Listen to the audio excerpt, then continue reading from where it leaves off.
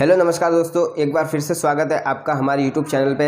आज का वीडियो हमारे दूसरे नंबर का वीडियो होने वाला है। ठीक है, पहला वीडियो जो हमारा वर्ण विचार वाला था, ठीक है, वो अगर आपने पहला भाग नहीं देखा है तो इस आई बटन पर क्लिक करके आप सीधे ही वो पहला वीडियो देख सकते हैं। अगर आप पहला वीडियो देखेंगे तो दूसरा वीडियो समझने में ज़्यादा आसानी रहेगी। ठीक है, और देखिए अब स्टार्ट करने दे हमारा दूसरा वीडियो का, जिसका टॉपिक रहता है स्वर। क्या टॉपिक रहता है? स्वर। ठीक है, इस वीडियो में हम देखने वाले हैं स्वर के जो भेद है, कितने उपभेद है, स्वर किस प्रकार से इनको देखिए इस स्वर वाले टॉपिक में वर्ण विचार का ये भाग है। ठीक है, वर्ण को हमने दो भागों में बांटा था। वर्ण को पहला भाग है स्वर और दूसरा है व्यंजन। स्वर और व्यंजन, इसमें स्वर और व्यंजन में हम आज टॉपिक पढ़ने जा रहे हैं स्वर, और अगली जो भाग में हम पढ़ेंगे व्यंजन। तो देखिए स्वर को हम विस्तार से पढ़ते हैं। सबसे पहले ये जानते हैं कि स्वर होता क्या है। वे वर्ण जिन्हें उच्चारण के लिए मौखिक रूप से या लिखित रूप में किसी भी अन्य वर्ण की आवश्यकता नहीं पड़ती, ठीक है, उन्हें क्या कहते हैं? स्वर। क्या कहते हैं? स्वर। चलिए तो एक बार इसकी परिभाषा लिख देते हैं। वे वर्ण जिन्हें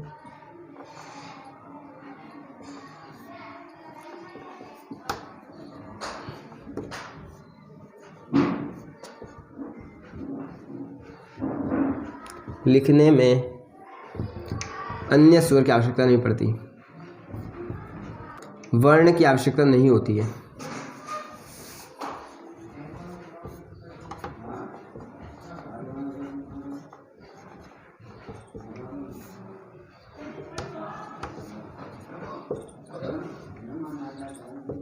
देखिए वे वर्ण जिन्हें बोलने के लिए किसी अन्य वर्ण की आवश्यकता नहीं होती है, ठीक है, उन्हें क्या कहते हैं? स्वर।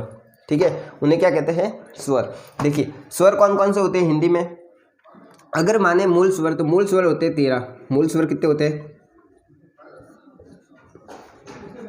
मूल स्वर 13 होते हैं। ठीक है, मूल स्वर 13 होते हैं। और हिंदी में जो स्वर होते हैं उनकी संख्या है 11। ठीक है, इसमें जो अन्य दो स्वर है वो होते हैं और अह। ठीक है, अंग और अह। ठीक है, देखिए इसे कहते हैं अनुस्वार और ये होता है विसर्ग। अनुस्वार और विसर्ग, ठीक है, इन्हें संयुक्त रूप से क्या कहा जाता है? आयोगवाह।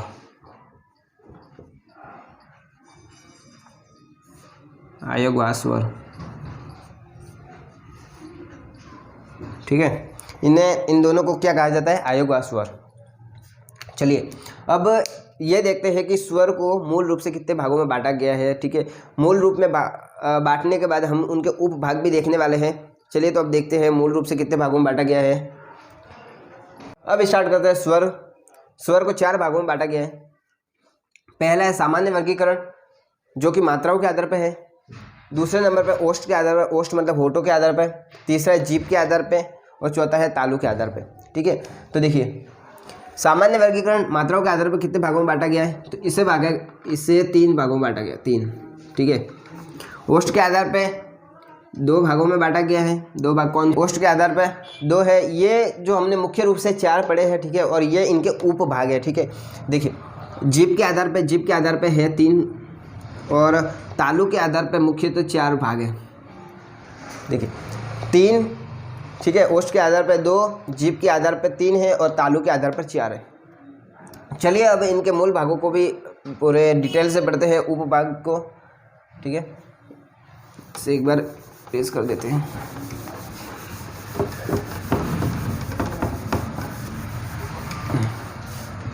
देखिए पहला जो हमारा भाग था, पहला था सामान्य वर्गीकरण।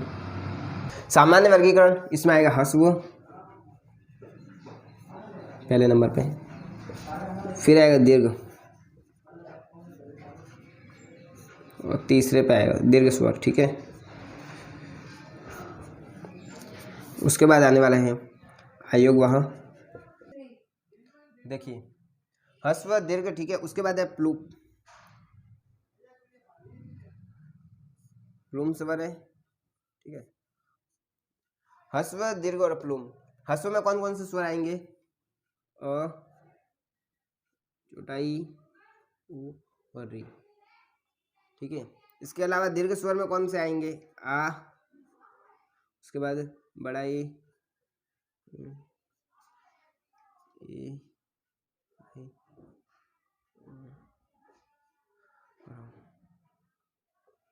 देखिए ह्रस्व में अ, छोटाई उ और री, और दीर्घ स्वर में आ, बड़ाई उ, री, ए, आई, ओ और आउ।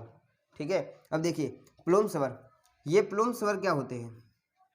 प्लूम स्वर अर्थात यदि हम किसी भी अगर दूर किसी व्यक्ति को बुलाते हैं तो हमारे एक ध्वनि जो पीछे उच्चारित रहती है वो एक लंबी खींची जाती है। ठीक है, जैसे कि देखिए अब कोई दूर व्यक्ति खड़ा है, मान लीजिए व्यक्ति जैसे कि हमारा भैया ही खड़ा है। ठीक है, तो भैया को कैसे बुलाएंगे? भैया ऐसे बुलाएंगे। ठीक है, तो देखिए अब अगर हम जैसे कि भैया बुलाएंगे तो उसके पीछे एक स्वर लंबी चलती है, ये जो आ रही है ये। ठीक है, ये स्वर होता है प्लूम स्वर। ये कब प्रयोग में ली जाती है? जब यदि व्यक्ति दूर खड़ा हो। इसके अलावा यदि जो हम कूप में, कूप यानी अगर कुएं में या फिर दूर व्यक्ति, कुएं में मतलब यदि आप कुएं में किसी भी ध्वनि को प्रवेश करवाते हैं, मतलब कुएं में किसी भी प्रकार से आप चिल्लाते हैं, बोलते हैं, तो वो एक लंबी खींची जाती है आवाज़। ठीक है, तो ये सारे जो आते हैं वो किस में आते हैं? प्लूम स्वर में। अब देखते हैं दूसरा भाग। हमारा दूसरा भाग रहने वाला है ओष्ठ के आधार पे।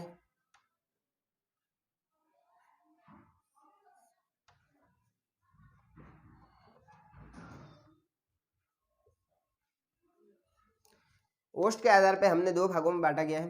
पहला है व्रतामुखी, व्रतामुखी स्वर, और दूसरा है अर्धव्रतामुखी, सॉरी अव्रतामुखी।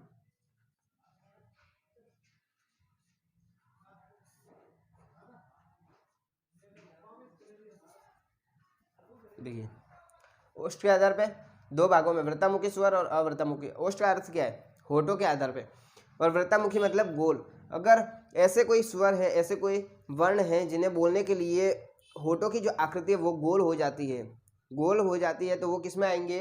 व्रतामुखी में। व्रतामुखी में देखिए कौन कौन से आएंगे? उ, बड़ा उ, ओ और औ। देखिए इन चारों स्वर को अगर आप बोलते हैं तो आपके देखिए होठों की आकृति कैसे हो जाती है? उ। ठीक है, तो ये कैसे हो जाती है? व्रतामुखी हो जाती है। तो ये जो चार स्वर आएंगे वो किस में आएंगे? व्रतामुखी में।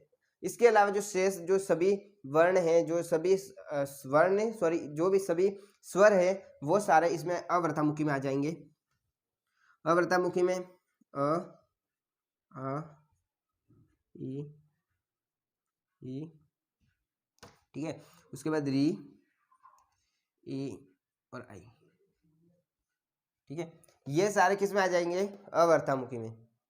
ठीक है, वर्तामुखी अवर्तामुखी कंप्लीट समझ में आ गया। चलिए अब देखते हैं अगला जो टॉपिक हमारा रहता है तीसरा टॉपिक। तीसरा टॉपिक क्या रहता है? जीभ के आधार पे।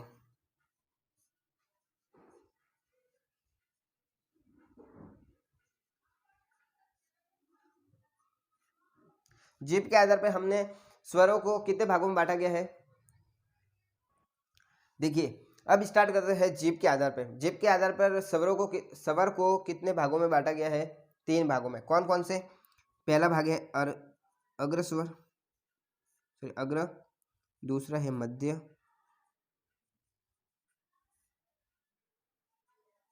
पश्च।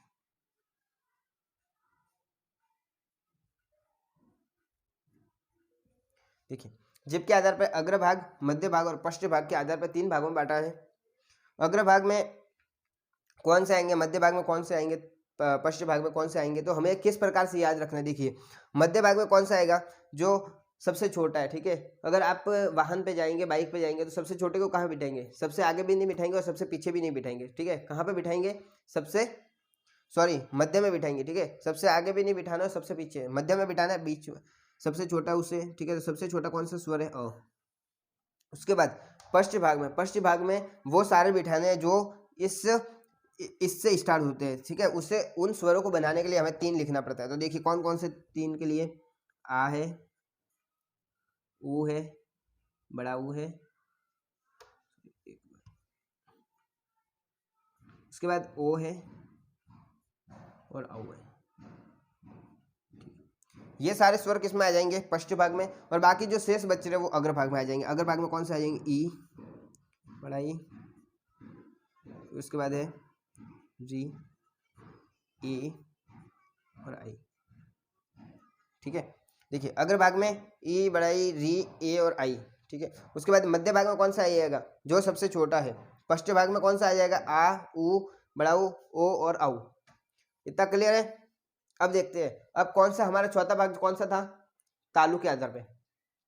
तालु के आधार पे एक बार इसको हम इरेज कर लेते हैं। आप अगर चाहो तो स्क्रीनशॉट ले सकते हो।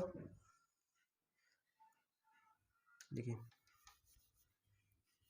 तो अब हम स्टार्ट करने जा रहे हैं तालु के आधार पर स्वरों के भेद कौन कौन से तालु के आधार पर भाग देखते हैं, ठीक है। तालु के आधार पे ये हमारा चौथा भाग है।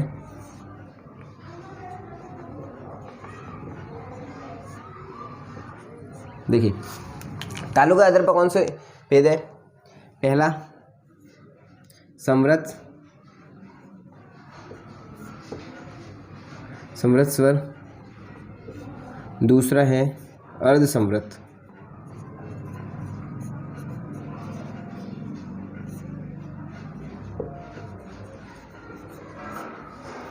तीसरा है विव्रत,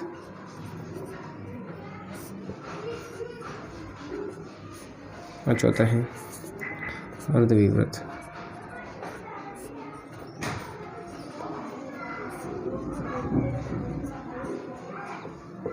देखिए समृत स्वर, अर्ध समृत, विव्रत और अर्धविव्रत। यहाँ पे पहले जानने की बात यह है कि समृत और विव्रत का अर्थ क्या होता है, ठीक है। अर्ध का तो मतलब आधा है, समृत का अर्थ क्या होता है? समृत का अर्थ होता है यहाँ पे बंद, ठीक है। समृत मतलब बंद और तालु मतलब रस। ये जो हमारा तालु है, ठीक है। अगर ये तालु का जो रास्ता है, ठीक है, देखिए हमारी ये तालु मुंह इस टाइप से है, ठीक है। और ये अगर ये जीभ हमारी, अगर ये जीभ इस टाइप से बंद हो जाए, ठीक है, मतलब ये जीभ अगर इस ऊपर के तालु का टच करे और बंद हो जाए, ठीक है, तो वो स्थिति किस में आएगी? समृत में। समृत मतलब यहाँ पे होता है बंद, ठीक है।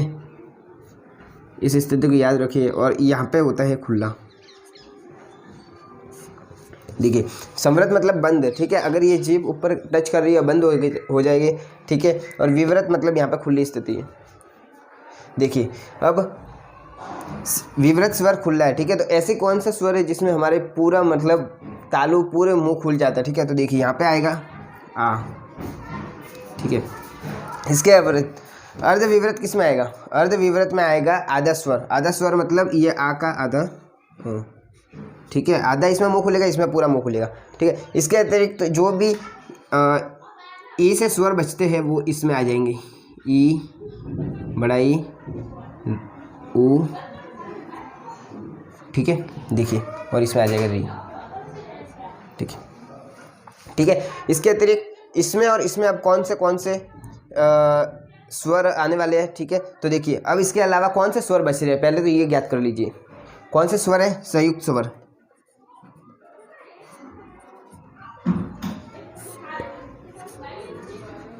संयुक्त स्वर में कौन कौन से आएंगे? ए, आई, ओ और आओ। देखिए ए, आई, ओ और आओ, ठीक है। ए तो ये किस में आ जाएगा? ए और ये जो छोटे वाले, ठीक है, जो कि बन रहे किससे है? गुण संधि से। गुण संधि से बनने वाले इसमें आ जाएंगे अर्ध सम। देखिए अब जो गुण संधि से बनने वाले वो यहाँ पे आ जाएंगे ए और ओ, ठीक है। इसके अतिरिक्त अब इसमें जो शेष जो बच रहे हैं, ठीक है, वो वृद्धि संधि वाले वो यहाँ पे आ जाएंगे ए और ओ।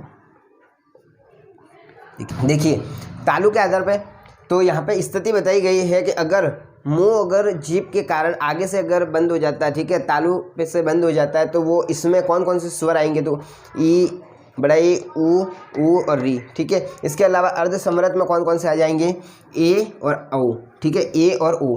इसके अलावा विवृत स्वर मतलब खुला, ठीक है। अगर ऐसी स्थिति जिसमें पूरा तालु खुल जाता है, जीभ के कारण बिल्कुल भी बंद नहीं होता है, तो उसमें आएगा आ, ठीक है। अब देखिए अर्धविवृत स्वर में जो शेष बच रहे वो आ जाएंगे ए, फिर ये दोनों वृद्धि संधि के बनने वाले हैं, ए और औ, ठीक है। तो देखिए यहाँ हमारे स्वर का पूरा जो जितने भी भाग थे, ठीक है, वो हमने कंप्लीट पढ़ लिए हैं। आप हमारे साथ ये जो लास्ट तक वीडियो कंप्लीट होने तक आप हमारे साथ बने रहे, इसके लिए बहुत बहुत धन्यवाद। और यदि आपको इस स्वर की कंप्लीट अगर क्वेश्चन सीरीज पीडीएफ चाहिए तो आप हमारे टेलीग्राम चैनल को ज्वाइन कर सकते हैं, ठीक है। वो भी कैरियर पॉइंट क्लासेस नाम से ही है, ठीक है। और इसके अलावा जो हमने स्वर तैयार किए हैं, वर्ण विचार व्यंजन, जो भी हमारे जो यूट्यूब वीडियोज़ पे जो सीरीज जो हिंदी व्याकरण, संपूर्ण हिंदी व्याकरण की चलने वाली है, उसकी कंप्लीट पीडीएफ भी हमने टेलीग्राम चैनल पर उपलब्ध करवा दी गई है। वर्ण विचार वाला भी टॉपिक हमने टेलीग्राम पर उपलब्ध करवा दिया है, ठीक है। इसे भी आप डाउनलोड कर लीजिए और अपनी नोटबुक में अपनी पढ़ाई जारी रखिए, ठीक है। आज के लिए धन्यवाद।